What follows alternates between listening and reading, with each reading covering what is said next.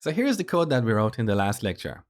Currently, this file is getting a little bit bloated because we have multiple classes defined in the same file. It would be much nicer if we split this code across multiple files. And this is what we call modularity. So instead of writing all the code in one file, we write our code in multiple files. We call each file a module. In the old days, we didn't have the concept of modules natively in JavaScript. So there were many third-party solutions. But starting from ECMAScript 6, we have the concept of modules natively in JavaScript. So let's go ahead and modularize this application. I'm going to move each class in a separate file. Let's start with the person class. So create a new file, back in index.js, select the person class, cut it, and put it here. Now let's save this as person.js.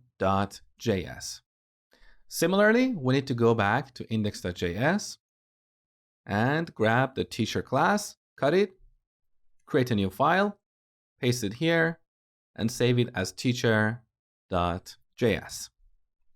So now we can see we have less code in each file, and our application is more maintainable. But we're not done yet.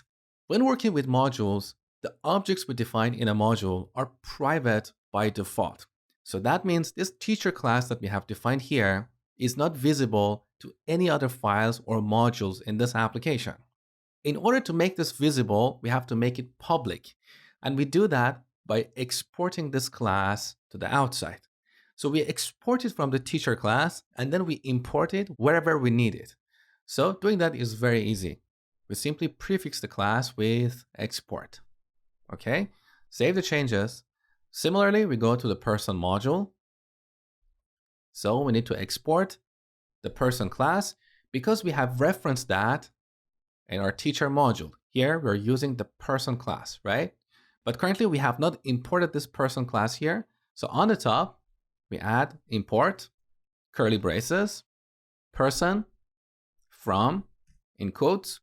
You can see IntelliSense in VS Code is suggesting a few libraries like React, React DOM, and so on. These are the libraries that we have specified as dependencies in package.json. So let me quickly show you. Back in the project, here, if you look at package.json, we've got 3 dependencies here.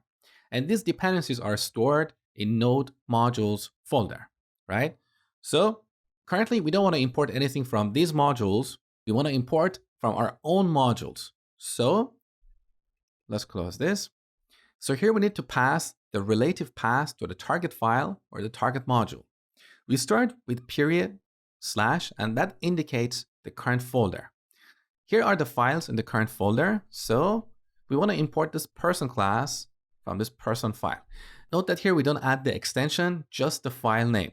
So we don't add .js, okay? And finally, we need to terminate this statement with a semicolon. So we imported the person class from the person module. Finally, we need to go back to index.js. And because here we're using the teacher class, we need to import it. So once again, import, curly braces, teacher, from, relative path, that is period slash teacher. Save the changes. Now to make sure that everything works, let's call the teach method. Save the changes.